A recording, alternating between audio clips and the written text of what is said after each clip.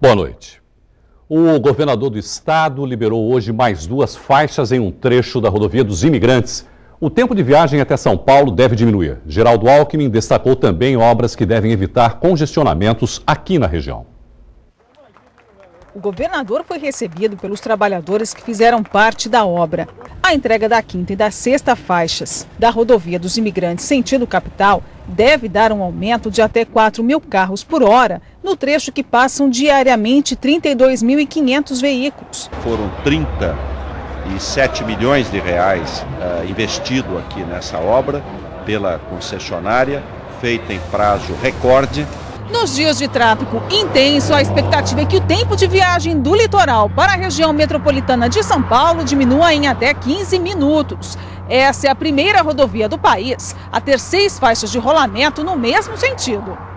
Mas o governador sabe que não adianta dar maior fluidez no trecho de Planalto e o trânsito continuar congestionado nas rodovias da Baixada Santista, que dão acesso ao maior porto do país. Investimentos viários na região também foram anunciados. Duplicação da ponte do Casqueiro, novos viadutos em São Vicente, o novo anel viário na Anchieta com a Cônigo Domênico Rangoni, que vai para o polo industrial de Cubatão, as novas faixas na Cônigo Domênico Rangoni, ampliação do viaduto Rubem Paiva, enfim, obras importantes. E autoridades de Santos iniciaram hoje um plano emergencial para dar mais fluidez ao tráfego de caminhões. Para o secretário de Assuntos Portuários da cidade, uma medida da vizinha Cubatão pode atrapalhar os planos.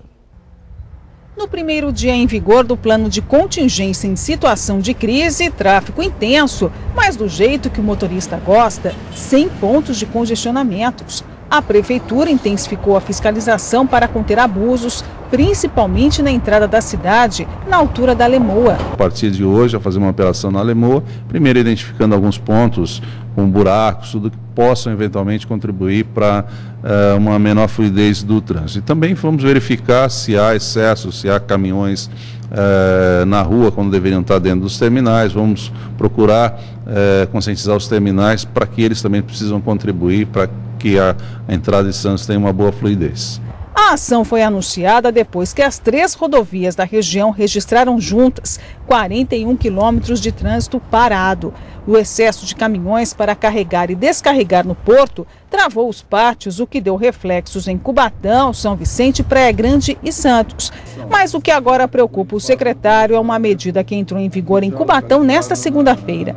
Os pátios reguladores, que recebem até 4.000 caminhões de grãos e açúcar por dia, vão funcionar apenas das 8 da manhã às 6 da tarde. E ele acredita que isso possa dar reflexo direto no trânsito novamente. Nós imaginamos que esses caminhões, ao longo da madrugada, deverá ficar parado na estrada, esperando os pátios reguladores abrirem. E no final da tarde, os pátios devem liberar os caminhões que seriam liberados à noite, devem liberar para o porto, congestionando então a entrada de Guarujá e particularmente de Santos. Nós imaginamos que a gente pode ter aqui no final da tarde aí cerca de 400 ou 500 caminhões só assim bem naquela hora do rush. A prefeita de Cubatão deveria discutir melhor essa medida, porque é até um efeito contrário, porque se ela deseja melhorar o trânsito, então ela deveria privilegiar o movimento dos caminhões à noite, mas ela está fazendo o contrário, está determinando que os caminhões circulem justamente das 8 às 18 horas. Então isso é bastante preocupante. Por meio de nota, a Prefeitura de Cubatão informa que foi procurada hoje pelas empresas administradoras dos pátios e pela Codesp para discutir a questão. Uma reunião deve ser agendada. A nota diz ainda que a solução efetiva e definitiva do problema deve ser debatida de forma metropolitana.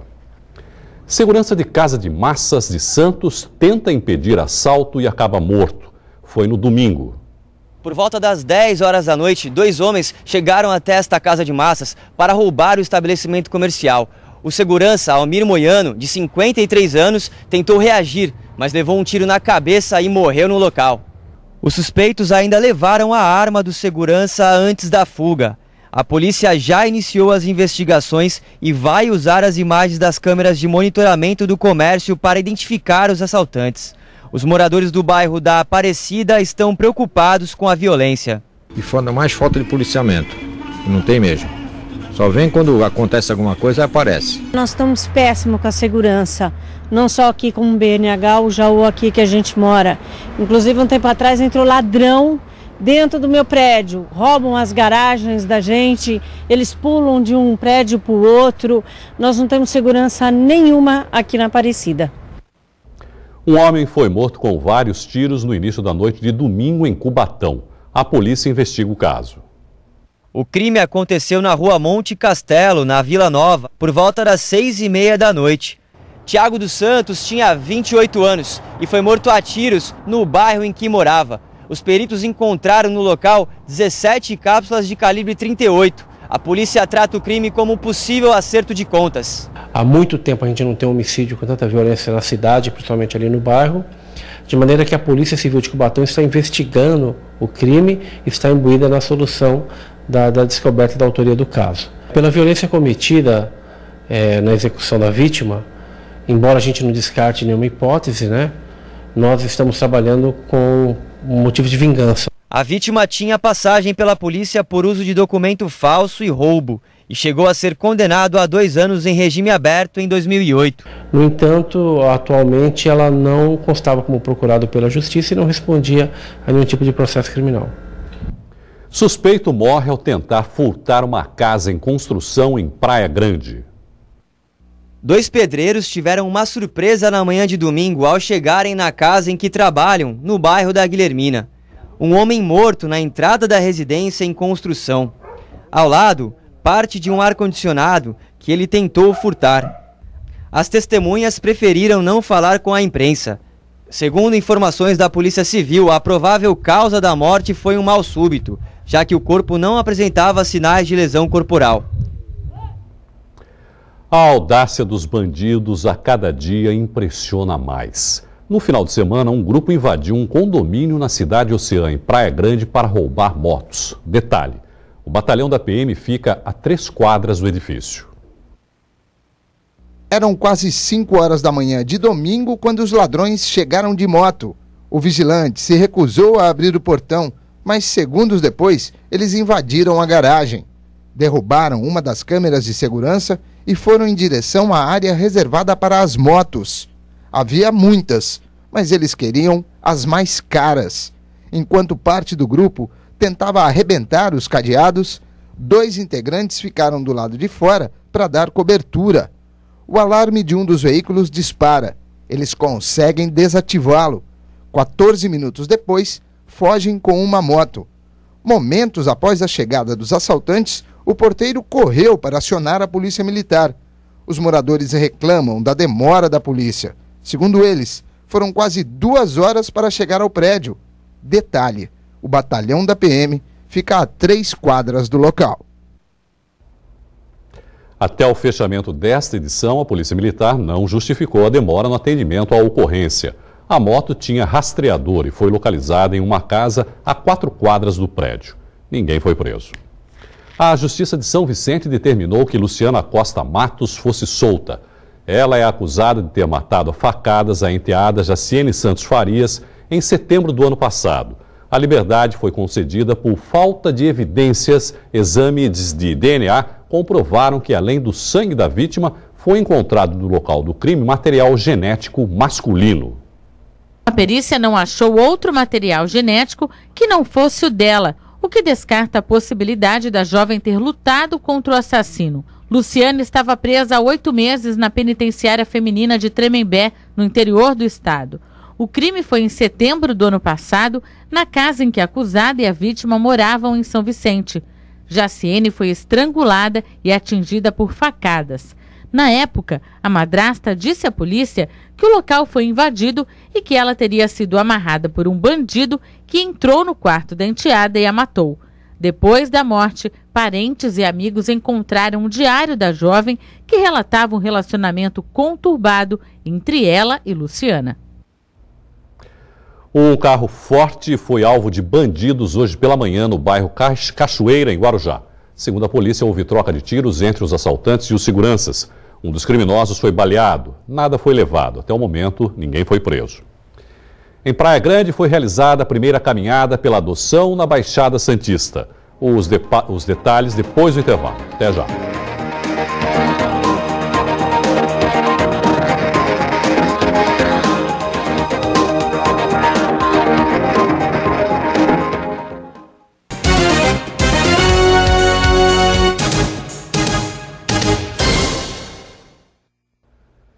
O juiz Rodrigo de Moura, da primeira vara civil de Cubatão, determinou que a prefeita Márcia Rosa devolvesse R$248 mil aos cofres públicos por pagamentos de gratificações ilegais a funcionários de confiança entre os anos de 2010 e 2011. Ele também bloqueou os bens e as contas bancárias da chefe do executivo para garantir o ressarcimento. A cientista política Olívia Pérez avaliou o processo de cassação da prefeita, determinado na semana passada. Vai entrar uma briga judicial, então não vai ser agora que ela vai sair ou não. Se for decidido pela cassação, como ela foi eleita no primeiro turno com mais de 50% dos votos, vai haver uma nova eleição. Caso ela não tivesse sido eleita com mais de 50% dos votos, o vice poderia assumir. Se houver uma nova eleição, vai entrar uma nova pessoa e o lado negativo é que vai representar uma descontinuidade nas políticas governamentais, mas o lado positivo é que vai haver uma resposta à sociedade em relação aos problemas enfrentados por Cubatão, em especial o colapso das contas públicas. Segundo a assessoria da Prefeitura, as comissões eram para servidores de carreira que recebiam as gratificações para desenvolvimento de projetos com alta relevância para a cidade de Cubatão. Sábado foi o Dia Nacional da Adoção. No domingo, Praia Grande foi o cenário para a primeira caminhada pela adoção na Baixada Santista. O ponto de partida foi a Avenida Presidente Kennedy, em frente ao Campo da Aviação. De acordo com Júlia Leal, coordenadora do Gala, uma das entidades responsáveis pela realização do evento, a expectativa é que mais crianças encontrem novas famílias. A ideia é que nenhuma criança fique na instituição. Toda família, tem que ter uma criança e toda criança merece uma família. Há 2 anos, Ricardo e Lívia adotaram o João e descobriram que o amor não tem limites. Quando eu vi ele foi assim, à primeira vista. Bateu o coração, o sorriso que ele deu quando veio no colo da gente, foi como se ele tivesse escolhido a gente, na verdade. É uma experiência maravilhosa, é um amor que vai crescendo aos poucos, entendeu? A gente costuma dizer que eles são gerados no coração, não na barriga, Então a gente não tem esses 9 meses, mas a gente tem a vida inteira e cada dia a gente vai amando mais, A adoção ainda é um assunto que gera muitas dúvidas. E informação é fundamental para que mais pessoas possam quebrar algumas barreiras. Nós resolvemos nos unir para realmente fazer um barulho e mostrar para a sociedade que existem crianças atrás dos muros das instituições de acolhimento aguardando uma família que não tem nesse cadastro. São crianças acima de 5 anos, grupos de irmãos e crianças com necessidades especiais. E a gente precisa quebrar esse conceito, de que só a criança abaixo de 5 anos saudável é que vai para uma família. Eles têm direito a uma família também. O arquiteto Reinaldo e a professora Camila adotaram o pequeno Miguel há pouco mais de 1 ano. Eles explicam que mesmo com toda a dificuldade do processo de adoção, a escolha valeu a pena. Esse percurso, que a gente tem que aguardar, é isso que às vezes faz com que as pessoas desistam no meio do caminho. Por esse período longo, foram 3 anos aguardando a chegada do João Miguel. Essa demora é necessária, a gente precisa passar por essas fases.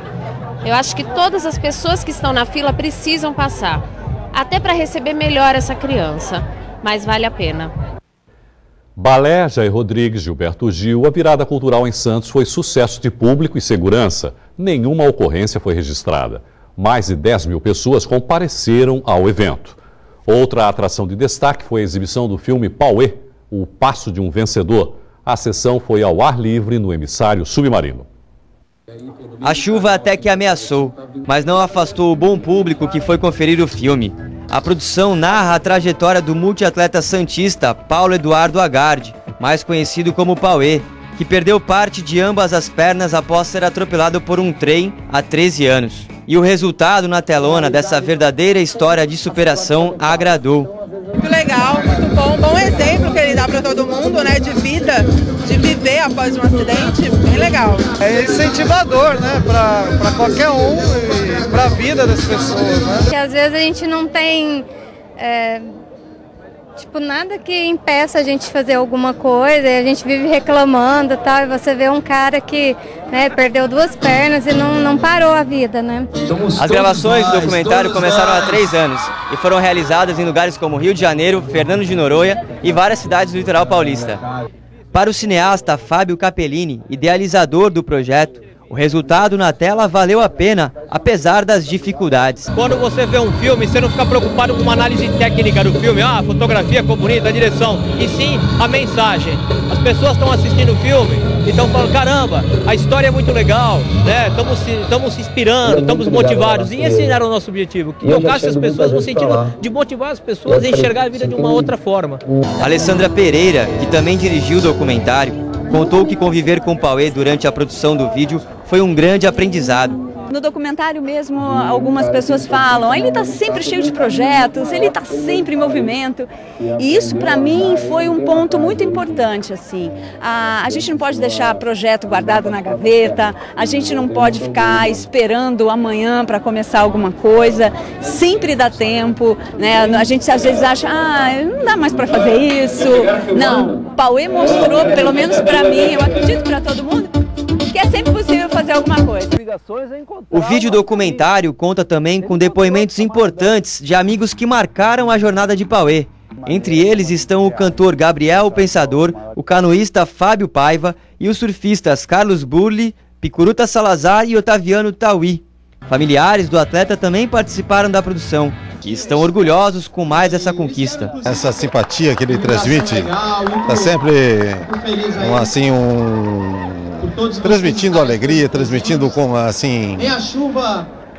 felicidade para todo mundo e sempre acompanhando, sempre presente. Falei para ele que ele ia ser visto da maneira que ele se impusesse, que as pessoas iriam vê-lo como vencedor, se ele se achasse assim. Então não adiantava ele ficar em casa se sentindo coitado. Ele tinha que ir adiante e à luta.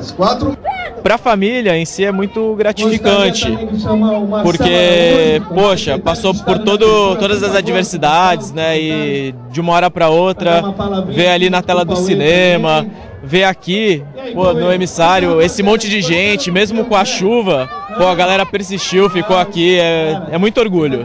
Cheio de planos, tanto no esporte como na vida pessoal, uma coisa é certa: Pauê ainda vai dar muitos outros passos vencedores. A gente quer levar esse cinema aberto, itinerante, para outras cidades.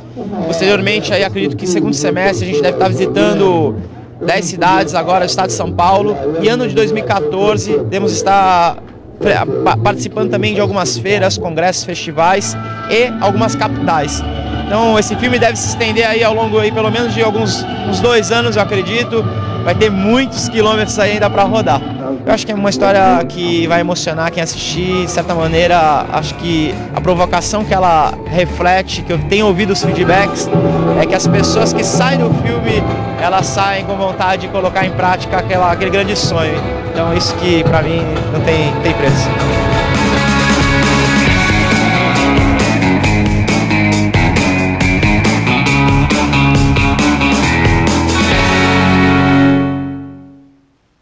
A seguir, além da análise de Armando Gomes da primeira rodada do Campeonato Brasileiro, todos os detalhes da venda de Neymar para o Barcelona.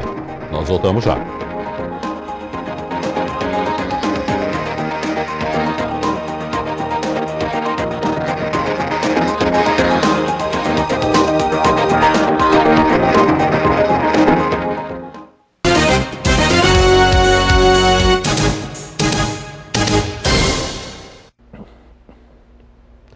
Futebol. O Campeonato Brasileiro começou no final de semana. E para analisar as estreias dos clubes do estado, São Paulo, Corinthians e Santos, nós recebemos aqui no estúdio o comentarista esportivo Armando Gomes. Armando, boa noite. Vamos começar pelo Peixe. Pelas chances perdidas pelo Flamengo, o empate acabou sendo um bom resultado para o Santos, Armando? Foi um péssimo resultado. Para o Flamengo. Flamengo, né? O Flamengo, você disse bem, o Flamengo mereceu ganhar, foi mais equipe, mais entrosada, mais sincronizada. Vejo os lances aí, perdas de gol realmente inconcebíveis. Essa, por exemplo, você vê que o zagueiro tira, né? Essa, o Ramon bate para fora. Esse outro lance não estava impedido, ele passa, você vê que quem intercepta é o Galhardo. E o Renato botou pela linha de fundo, né? Aí já no segundo tempo, o Flamengo chuta, bola perigosíssima, uma falta, o Neymar cobra sua última falta pelo Santos e quase fez o gol, cobrou muito bem, né? Aí um outro lance em que o Flamengo, os jogadores do Santos pediram impedimento, mas o Durval, você notou, salvou em cima da risca, né? Outro lance sem impedimento, você vê que ele tira com o pé. Dá para notar que o Rafael tirou com o pé, né? Então, só deu o Flamengo. Você começou bem quando disse que as perdas... O Neymar com uma participação apagada, né? Apagada pelo muito Não dá para chamar que foi um jogo de despedida, né, do Neymar. Nada. A gente conhece ele, sabe que ele joga muito mais. Mas sabe o que acontece, Irineu? Me disseram o seguinte, ele viajou para cá, foi fazer uma gravação para lá. Foi no casamento do Ganso. Voltou. Chegou de manhã lá em Brasília. Chegou de manhã. Aí é complicado. Como é que pode? Sem dormir, eu não consigo trabalhar? Será que um jogador de futebol consegue, sem dormir, consegue jogar? É difícil, né? E hoje em Santos, o Neymar assinou o contrato com o Barcelona. Jornalistas do mundo inteiro estavam na porta do escritório do jogador na Vila Matias. Muita confusão, de forma lamentável.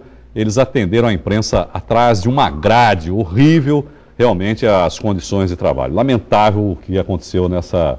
Não dá nem para chamar de entrevista, né, Amando? Porque botaram uma grade lá e os jornalistas ficaram do lado de fora. Não respeitam a imprensa, né? A imprensa é inimiga. Nesse país aqui, quando você tem um problema, é muito fácil colocar a culpa na imprensa, né? E vai por aí afora.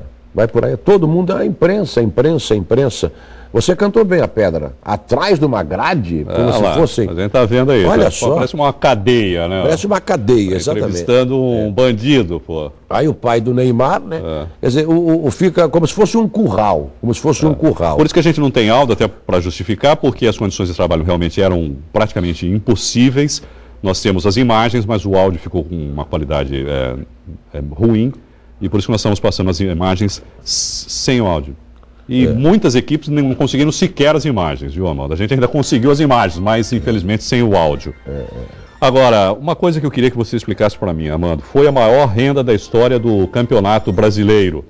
Quase 7 milhões de reais, mais de 60 mil torcedores estiveram lá no estádio Mané Garrincha, né, no novo Mané Garrincha, e sobrou 800 mil reais para o Santos, que era o mandante, Amanda. O Santos topou uma cota de 1 milhão.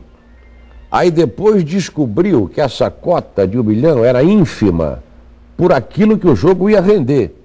Foram quase 7 milhões, né? 7 milhões de 7 reais. Milhões. 60 mil torcedores. 62 mil e tantos pagantes. O Santos não acredita nele mesmo, mano? Porque porque ele achou que não ia ninguém assistir esse jogo? Não, ele vendeu o jogo. Ele vendeu como quem vende a mãe. Vou vender minha mãe porque eu estou com uma situação difícil. Então o Santos vendeu o jogo. Por 1 milhão, vendeu. Vendeu por 1 milhão. Só que a Federação Paulista tomou 200 mil. Aí já caiu para 800. Quer dizer, foi um péssimo negócio. Pelo que o Santos ganhou e pelo que poderia ter ganho, você vê, quem ganhou, Irineu, foram os organizadores. Sim. O Flamengo não ganhou nada. Porque o Flamengo não era o mandante. O Flamengo não cedeu nada. O Santos é que cedeu o jogo para Brasília. Com um detalhe, Brasília é um antro de cariocas. Nada contra. Mas você há de convir que no Rio de Janeiro não tem tanto brasiliense como em Brasília tem de carioca. Né? É verdade. Agora, rapidamente, Amando, qual é a sua expectativa em relação ao Neymar, a trajetória dele na Europa? Você acha que ele vai se dar bem na Europa? Vai ser sucesso absoluto. Sucesso absoluto. Esse garoto, ele é bom caráter, ele é bom jogador, ele é humilde, tem tudo para vencer. Os últimos jogos dele no Santos não foram bons, porque ele estava gravando comercial, viajando, casamento desse, casamento daquele, padrinho aqui, padrinho ali, ele próprio. Agora, ele foi contra a vontade. E obviamente será muito melhor servido de companheiros, né, Amando? Vamos combinar que jogar no Barcelona é uma coisa e jogar com quem ele joga no Santos é outra. No Santos ele jogava com Elano, Borges, Alan Patrick, Allan Kardec, Paulo Henrique Ganso, Danilo, Alexandro. Foram todos vendidos. Ficou só o Neymar. Só quer dizer, ele, não, você não faz uma gemada sem ovos, né? Bom, surgiu aí também a possibilidade de uma despedida do Neymar jogar contra o Grêmio, sábado às 4 da tarde na Vila Belmiro, mas o técnico da seleção, o Filipão, vetou. O que você achou disso, Armando? Eu acho que o Felipão vetou por motivos óbvios. Se ele cede para o Neymar, teria que ceder outras proposituras, outras propostas, outros pedidos. Ele não... Agora o Neymar já se despediu. Eu acho que tem... Vendeu. Pode ser teu carro, teu chapéu. Vendeu, já era. Entrega. Isso aí. Mudando de assunto, o Corinthians empatou no Pacaembu com o Botafogo na estreia, 1-1, partida em que o campeão carioca jogou melhor que o campeão paulista. Foi melhor, o Botafogo foi melhor, criou mais oportunidades, teve a pique de fazer o gol, né? Esse lance, por exemplo, é o gol que acontece no passe do Sidorf, na ponta direita, né? E o Rafael entra por dentro para fazer... o Rafael Marques entra, dá um tapa na bola, aliás, só deu um leve para fazer 1-0. E aí o gol foi um gol contra, né? Alguém fala, o Paulinho cabeceou. Sim, mas veja que a bola bateu no Botafoguense, quer ver? Olha lá. Bateu no segundo homem, tá vendo? Bateu no Paulinho e também no Marcelo Matos. Então, para mim, gol contra. O Corinthians saiu no lucro, então, também aí. No lucro, colocou bem. Bom, o São Paulo tem toda essa polêmica envolvendo aí o futuro do Luiz Fabiano, acabou conseguindo um grande resultado que pode ajudar o São Paulo lá na frente, por ter vencido a Ponte Preta agora 2-0, né? Claro, e vencer a Ponte Preta não é fácil. Primeiro que é um bom time. Complicado, né? Segundo que Campinas é difícil você jogar. E terceiro, olha que goleiro, hein? Que goleiro. Goleiro desse tinha que ser preso por 15 dias também, vou te falar. E na realidade o São Paulo ganhou contra Gramado, aí o pênalti bem cobrado pelo Jadson, se eu não estou equivocado, né? Jadson. Fez 2-0. Um pênalti bobo, mas São Paulo mereceu vencer a partida. Obrigado, Armando, mais uma vez pela participação. Um abraço. Nós terminamos a edição de hoje com uma coletânea de imagens da Santos TV dos 9 anos da trajetória de Neymar no clube. O Caderno Regional volta amanhã às 7h30 da noite. Obrigado pela companhia. Tchau.